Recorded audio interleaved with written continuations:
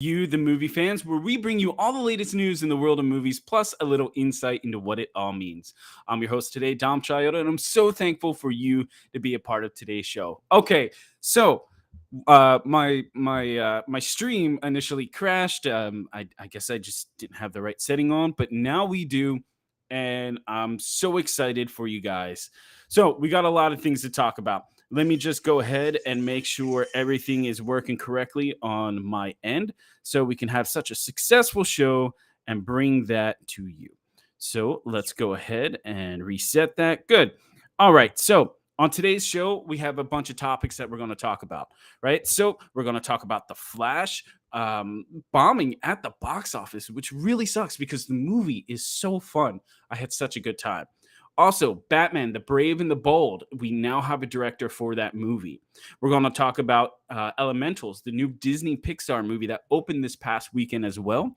And it didn't do well at the box office either. We're also going to talk about Indiana Jones Dial of Destiny. Yeah. So, which is my number one most anticipated movie of the year. So, how today's show is going to go, right? So, I'm going to bring you some topics and I'm going to talk to you about those topics. And with those topics, I'm going to discuss and how I feel about them. And I'm also going to open up the chat boards for you guys to sit and join in on the conversation as well. So, this weekend, Andy Muschietti's The Flash opened up at the box office, right? And it only opened up at a $55.1 million, despite what Warner Brothers has been going around for the past 6 months saying this is the greatest comic book movie of all time, which we all know that's not true. Man of Steel is, but I digress. So, despite the studio saying that the Flash is, this is what's going to get people to come back to the theater. This is such a great film. This is one of the best comic book movies of all time. It's blaza blaza blaza, right? It's the greatest thing, but it really didn't happen that way. It kind of fell. Actually, it didn't. It really did fall flat on its face, right? And honestly, this is one of the lowest opening of all time. Not as bad as oh god, what is that terrible movie with Dwayne Johnson? Oh, Black Adam. Not as bad as Black Adam, but pretty pretty bad, right? So let me go ahead and pull this up right here and show you guys, right? So, opening weekend for the DCEU's highest to lowest, we have Batman v Superman at 166 million. We have Suicide Squad 133.7 million. Man of Steel, once again, like I said, the greatest comic book movie of all time, right? We have that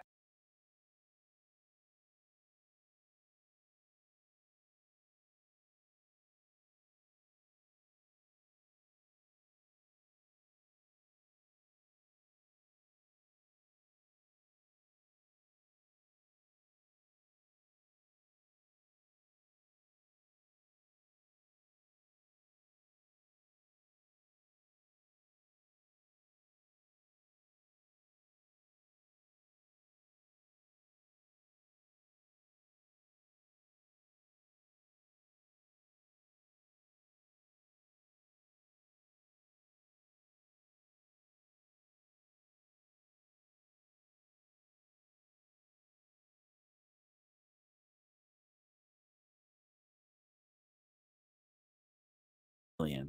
All right, guys. So, there's a lot of things going against um Uh, sorry, we just had this pop up saying that I can't smell what the Rock is cooking. Nice. So one of the things that I think, a couple of things that I feel as to why the Flash failed at the box office, right? So you have everything going on with Ezra Miller. Now you would think, oh, the average go movie fan, they wouldn't care about that, but it happens. People do pay attention, and plus, when it's currently all over our face and shown everywhere, it does keep you away from going to the movies, right? Another thing that I absolutely feel as to why this wasn't as successful to the box office is look at the track record for DC, right? DC, they haven't really been on top of their A game. Ever since they've come out, they haven't really been on top of their game compared to Marvel. Now, Marvel is losing step in what they're doing right now. We're seeing that the initial storytelling is falling a little flat, especially after Endgame. And I don't think it's so much um I don't think it's so much about superhero fatigue. I think honestly it has a lot to do with storytelling and the different genres. We're not getting that different genres um than sorry, I have people Dark Phoenix was way worse than Black Adam. I don't know. No, I don't think so. I think Dark Phoenix was actually pretty good. I mean, it was trash, but it was good. But anyway, so I don't like I said, I don't feel that it's superhero fatigue so much as it is the genre, right? We're not getting those different storytellings and different styles that we initially would get from comic book movies to begin with. Also, too, about that, I feel as if people aren't investing time in these superhero properties, especially the Flash, because we're being rebooted, right? The DC is being rebooted by Peter Zazoff, by James Gunn and Pete. I don't know why I said Peter Zazoff. Gosh, what is his name? I'm drawing a blank on his name, but I feel that um, we're just being burnt out. It's like, why should we go to these? Why should we go to the theater and care about these properties when, hey, in 2025, which is only 2 years away, all of this whole time that we're investing in these films, they're just going to be rebooted and it's not going to matter. And I find that very upsetting. But I mean, hey, that's the way it goes with show business, I guess. Um, but it's sad for what it is because The Flash is a great movie. It is a good time at the theater just to go in and just turn your brain off and sit and watch. So, with that being said, it is what it is. All right. So, I'm going to go and talk about something else. I'm going to stay in the DC world and I'm going to talk about our big guy over here, Mr. Director Andy Muschietti, right? Which is really exciting because Andy Muschietti is a phenomenal director, and I really enjoy his work. If it's the his gosh, what's his movie? The It, It Chapter 1 and It Chapter 2 was really good. He also has a full catalog of different films that he's worked on, and his horror genre is actually pretty good as well. So let's go over here and read what the Hollywood Reporter is saying about Andy Muschietti.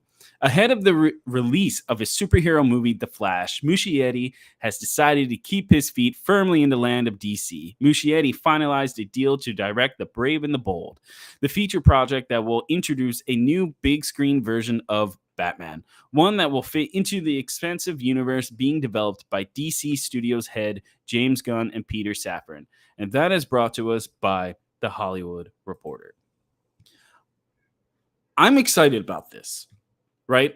Anybody that knows me knows that I am a huge Batman fan. I love Batman. Batman is fantastic. But The Brave and the Bold, I haven't really read that comic, right? I haven't read that issue or that run of The Brave and the Bold. So I'm excited to see where it goes. We have let's see what this comment is right here. The MCU Phase 5 is the worst than the new chapter of Fortnite. That's funny. That's actually pretty good. I enjoy that.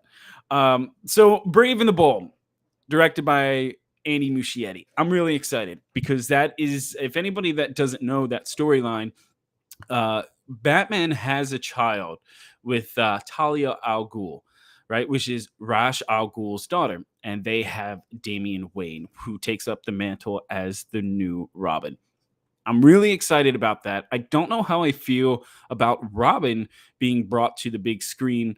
Um, if it's done correctly, I don't have a problem with it. If it's done correctly, but if it's as campy as Batman Forever, Robin, or well, Batman and Robin, we're going to have some problems. Now, I don't see it being that way, mainly because we're past that time period in superhero genre, so it's not that big of a deal, or it's not going to be troublesome in any way. But I digress.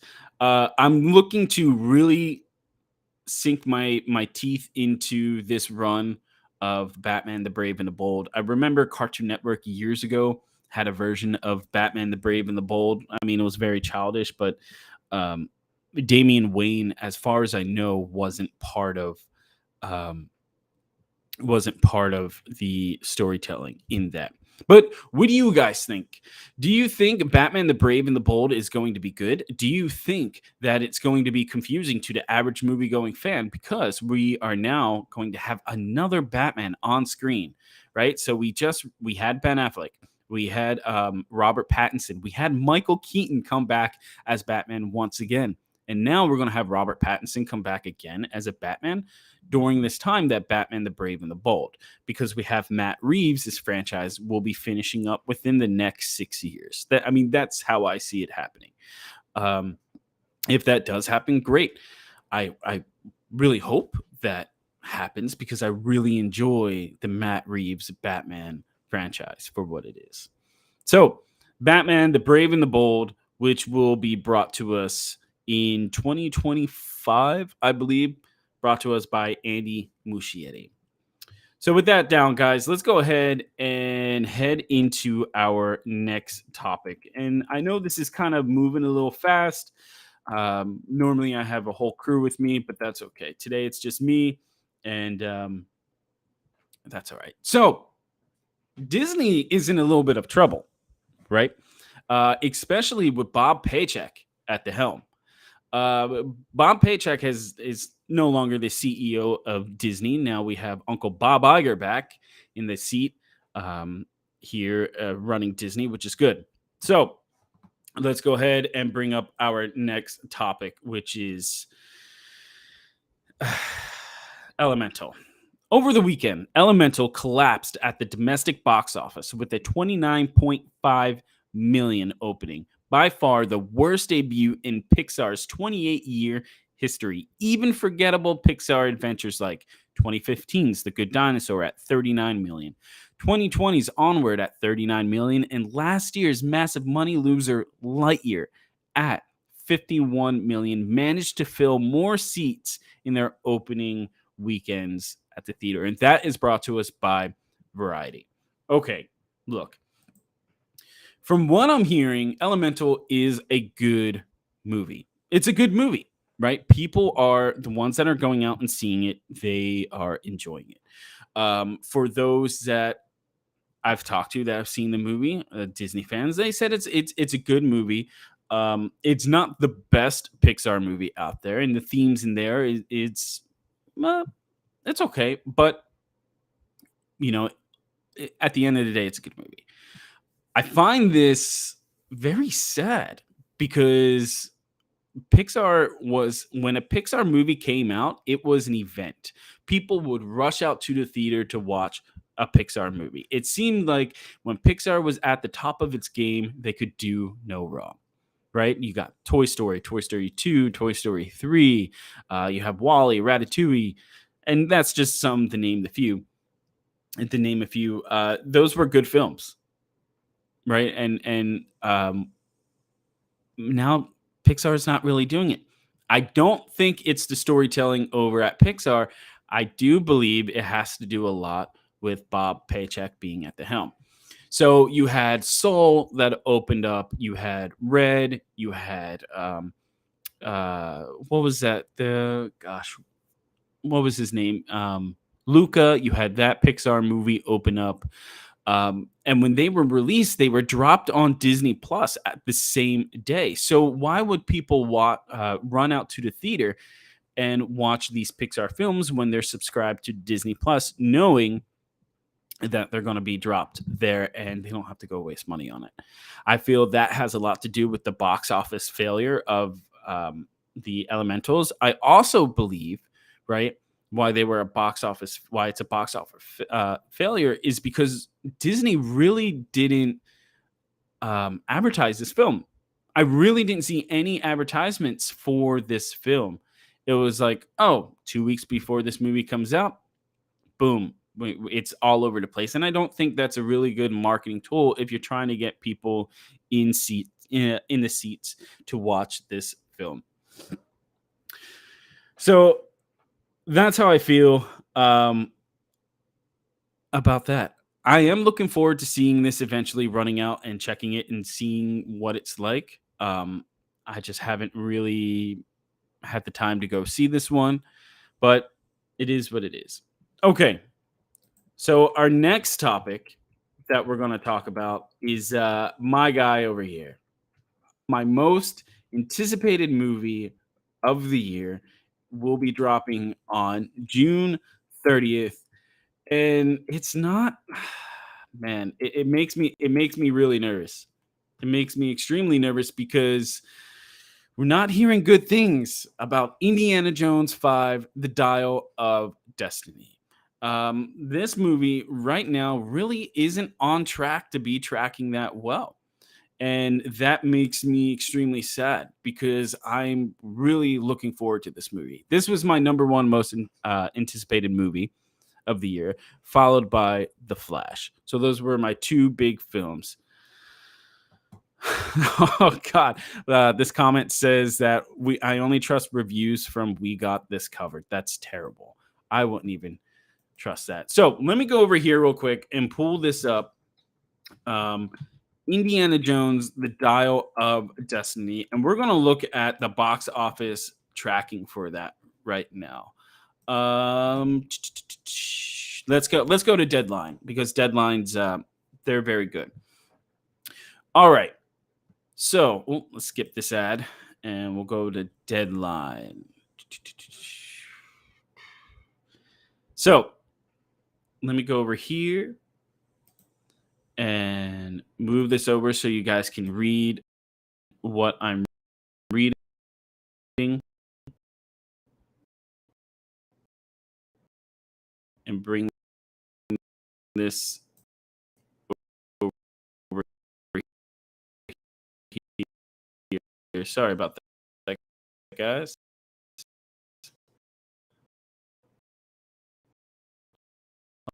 Oh,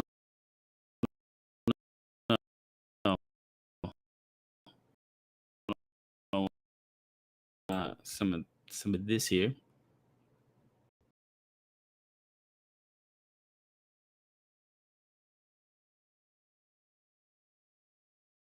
World premiering in the oops. Seems like one of the streams is having connection issues. That's fine. So I'm just going to read this for you.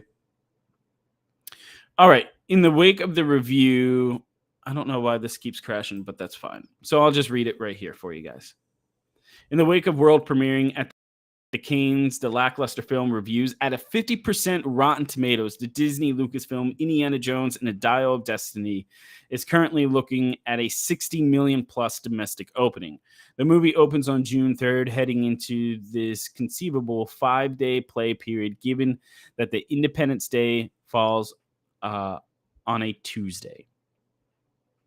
The Dial of Destiny day is Destiny's 3-day is down from the 100.1 million 3-day of the last movie of 2008's Indiana Jones in the Kingdom of the Crystal Skull. And the latest sequel reps the final for the entire franchise. Crystal Skull opened on a Thursday over a Memorial Day weekend, earning a total over 5 days of 151.9 million. Logan filmmaker James Mangold took over the helming of the final franchise of Steven Spielberg. Currently, Dial of Destiny is tracking significantly with older guys over guys over younger, which has many comparing he pick to the Daniel Craig's 007 final, No Time to Die, at 55.2 million. In 2018's Mission Impossible Fallout at 61.2 million. Okay, that was a clusterfuck reading that one, and a lot of information there. Let's continue to say by deadline. Some are saying a 70 million start for Dial Destinies. That's quite a stretch. John Wick Chapter 4 opened at a 73.8 million, double tracking metrics that Dial of Destiny is showing. So pretty much what it's saying is that Disney will need to pick up the slack in the upcoming weeks in their marketing to get more interest for younger generation, to stop being so distracted by Spider-Man Across the Spider-Verse, so on and so forth. Okay, so it's just going on and on and on and on. So, Indiana Jones and the Dial of Destiny. A lot of it has to do with the previous film that came before it, Kingdom of the Crystal Skull, which as a kid, I loved Kingdom of the Crystal Skull. Now, as an adult, I adore it for what it is. Is it the best Indiana Jones film? No. Everybody knows that the best Indiana Jones movie is Indiana Jones and the Last Crusade, followed by Indiana Jones, and then Temple of Doom, and then on to Kingdom of the Crystal Skull. But going back and watching Kingdom of the Crystal Skull, it's not that bad of a movie once you get past the weird CGI era that movie came out, and Shia LaBeouf or LaBeouf, whatever his name is, swinging with a bunch of monkeys through the jungle, which was it was interesting. It is what it is, but it wasn't a bad film. I'm excited. I'm excited to go see Indiana Jones on the big screen for a few reasons. Right now, we don't have a movie out there like Indiana Jones. Indiana Jones brings this certain gravitas to the screen, and when you're watching it, you have this excitement for adventure. Now, last year we had Uncharted that came out, and a couple years before that, we had Lara Croft's Tomb Raider. Those were good films, but they weren't Indiana Jones. They didn't have that film. Also, too, it's Harrison Ford, right? Who knows how long we have left of seeing Harrison Ford on the big screen. And this is being brought to us as Indiana Jones, or Harrison Ford's last time portraying this character on the big screen. Now, of course, I'm sure it will be rebooted in the next 5 years with somebody else. It is what it is. This makes me sad that it's not tracking well. And they're saying it's not tracking well with the younger audience, which I understand that. I get it, because they weren't brought up on Indiana Jones like I was in the previous generation. Also, too, I feel like a lot of this has to do, and this isn't me hating on Kathleen Kennedy, because at one point Kathleen Kennedy was, or I still consider, one of the greatest producers of all time. But let me make this very clear. I do not feel that she is right for Lucasfilm. I think how she's handling Lucasfilm and the decisions she's making for Lucasfilm isn't the best decisions. We have a comment here saying 6 Days, 7 Nights was the best Indiana Jones movie. All right, thanks on that one. Yeah, Kathleen Kennedy is not the best producer, or should not be running Lucasfilm. I thought, and I've said this amongst my friends, that this was going to be Kathleen Kennedy's swan song, right? She was going to come in, she was going to deliver a beautiful and great adventure for Indiana Jones 5, right? Because she was a producer on all 4 of the other ones. But the way that it's tracking and how it's going, it doesn't seem that. Now, does this bring down my anticipation and excitement for the movie? Yeah, it brings it down a little bit. But I'm still going to the theater. I have my ticket already opening day. I took off for that day and be there at a 3 p.m. showing, and then I can return back to the showing, another showing at 7 o'clock at night because I want to go in and I want to experience the film without anybody there. And then I want to go back and experience the film with an audience. So another reason why they're saying this movie really isn't tracking right is it has to do with Phoebe Waller, right? They're saying that she's not really that well, that it kind of showboats her character and takes away from Indiana Jones. It kind of plays on what everybody has felt, that she's the next Indy. Now, if that's true, I have no idea. I have not seen the movie as well. I only know what I've heard. Um, but I'm actually very curious to see what reviews are saying for Indiana Jones, The Dial of Destiny. So let's go over here and let's look at this reviews um, and see what they have to say. Rotten Tomatoes. I really don't like Rotten Tomatoes, but let's just go. So right now at the box office, um, let me just move this over here. Let me blow this. Hopefully, we can see this one. Indiana Jones and the Dial of Destiny. He's sitting. Let's go ahead and pull this up. Let's see if it's come on. There we go. Indiana Jones and the Dial of Destiny.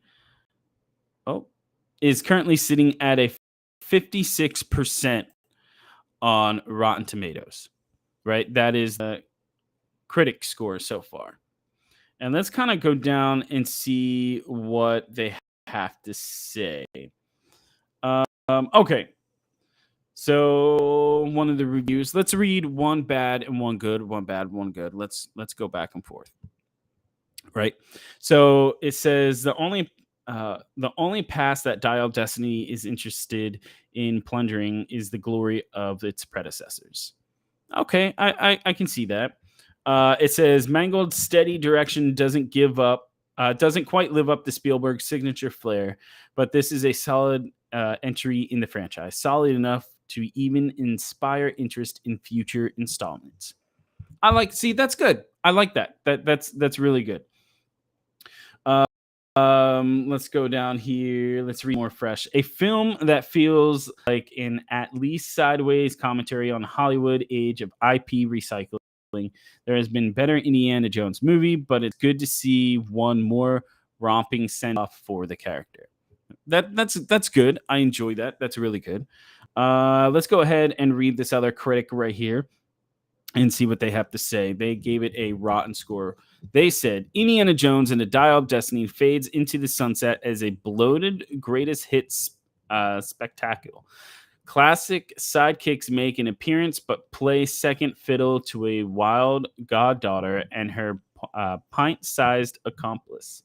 There's no originality to a rote narrative. Okay, that makes me sad a little bit seeing that.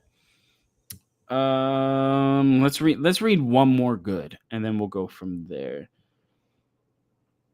Indiana Jones and the Dial of Destiny is an adventure in all caps, a good old-fashioned fantasy action adventure that takes us back to childhood memories and appeals to the adventurous spirit in all of us. Okay, so it's very mixed reviews. It's one-sided or you're not. I honestly, I think it's going to do well. I think it's going to do well, mainly for the nostalgia feeling of the older generation going back and experiencing once more, and probably the last time Harrison Ford will be playing this Indiana Jones character. Now, am I preparing myself for disappointment? I am. And do I have my expectations for this film to be extremely high? I do. And I really feel that it's going to let me down, but I'm not trying to think that. So it is what it is. All right, guys. So that's going to conclude our show for today of VHS Movie Talk for you, the movie fan. Hey, guys, I'm so thankful that you tuned in and watched the show today. Look out for another show that will be dropping tomorrow. And then I'm planning on dropping another show on Wednesday, Thursday, and Friday. So I'm hopefully keeping this thing going throughout the week and getting back into a routine and bringing you guys the sweaty. And it brings me joy to be able to sit up here, talk to you out wherever you are on the YouTubes or Facebook, and bring you the movie news. So, if you have any comments or questions that you would like to get into the show for myself, or if any of my team members make a return and you would like to ask us questions, you can do that. You absolutely can do that. You can visit or send us a message directly at vhsmovietalk@gmail.com, where I will be able to have all of your questions there and get them up on the show and answer them and talk to them to you and bring them to you. All right, guys, with that being said, thank you so much for tuning in, and we'll see you tomorrow. Thanks.